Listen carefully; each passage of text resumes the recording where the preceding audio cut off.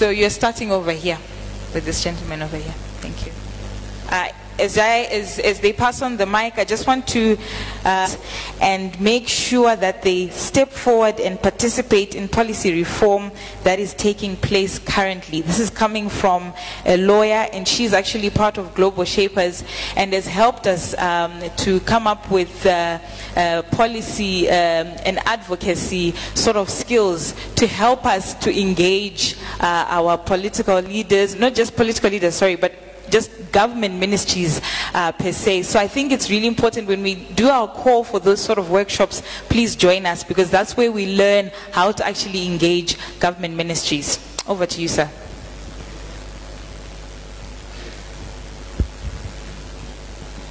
Switch it on. Yeah, it's on. Speak. Yeah.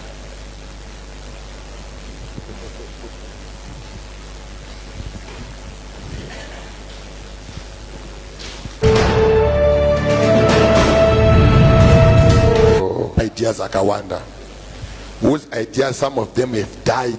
My offices and my ministers. You take a brilliant idea to a minister's office, unosikopuwa someone who's on attachment, kuti akubvunza kuti zvizvi kuitika project yako yakamira sei. I am one of the victims of such people. Nakafamba 6 weeks ndibvunzwa the same questions in one person, and the project died a natural death. Kusvika permanent secretary akuti atozive kuti document racho ripai. I'm one of the victims.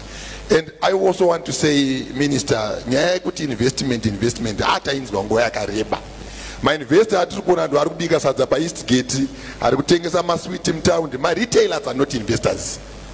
This is where I'm going to vanhu vese vari mumarungofu takangotora mari manufacture in Zimbabwe, not to retail in Zimbabwe. Thank you very much.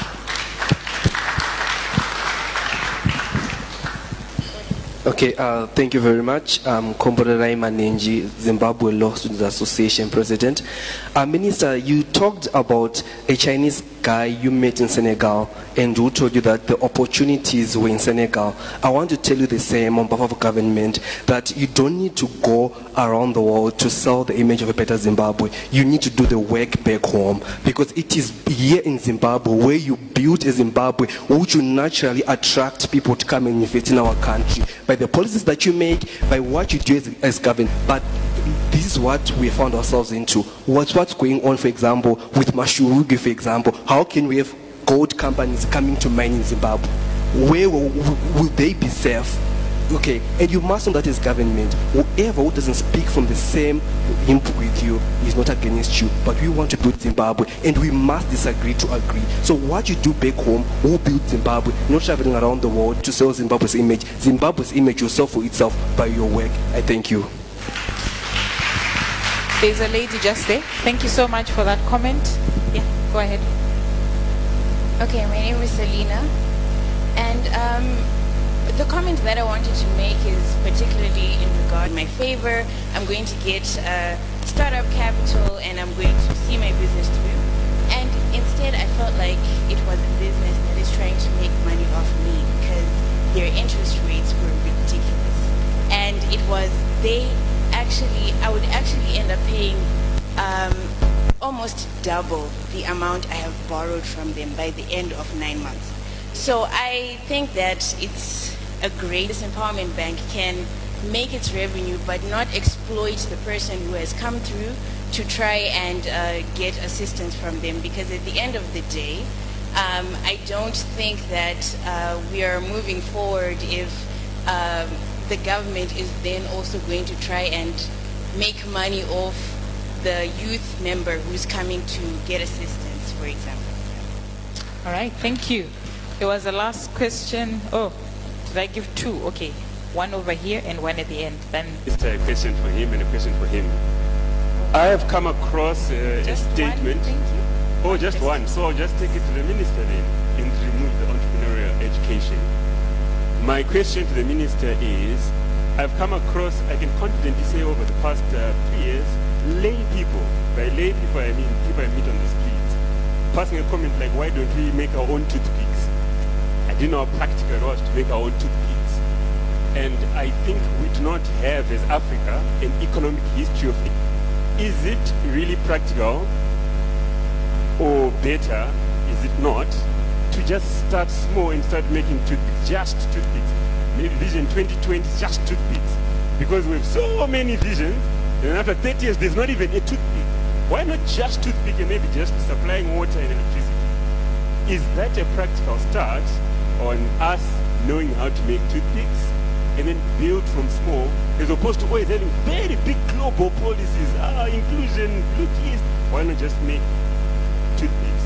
Is it a sport? What's being done about sport to make it a 900,000 pounds per week kind of sport?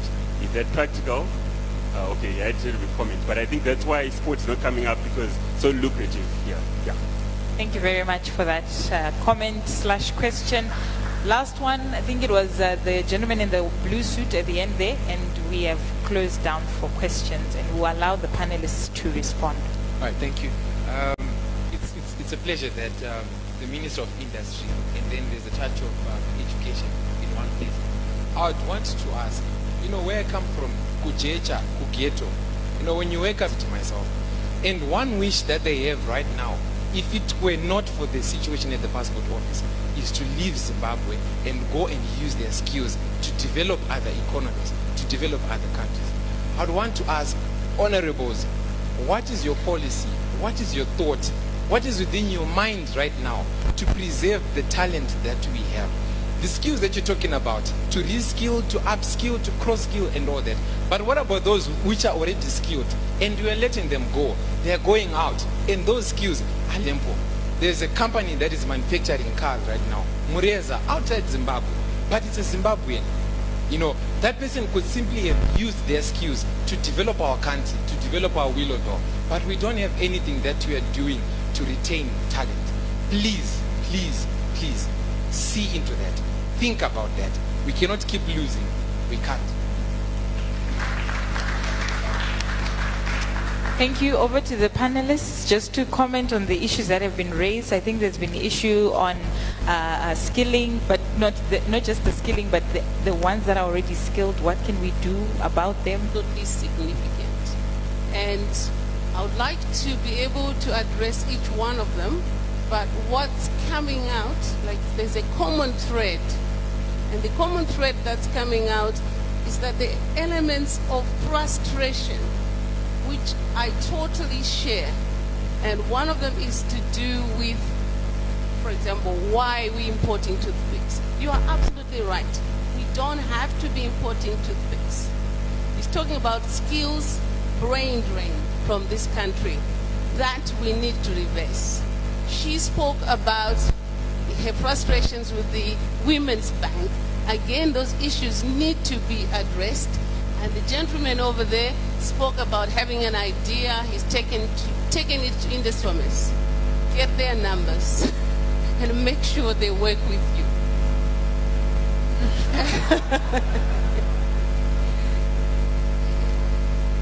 But they're right there.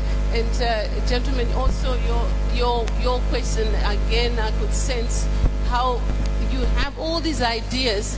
But what I can say is that we as Industry and Commerce are saying, in the past, we've had 20 years of isolation, 20 years where Zimbabwe needed to be doing better. But I want also to capture some of the words that came from retired Honorable Dr. S.B. Moyo. He talked about re-engagement, manufacturing, and industrial growth. To do that, it's not going to happen overnight. However, what it requires are ideas coming together, such as this forum we've got today. I've learned something from Global Shepherds today. I've learned that we need to engage more on a strategic level with the youth, with the students, and also with the private sector. So I'm saying, as a new minister in this Industry and Commerce, I am very open. I would like to engage. I would like the new ideas. So may I encourage Global Shepherds to please create another session that enables us to interrogate the issues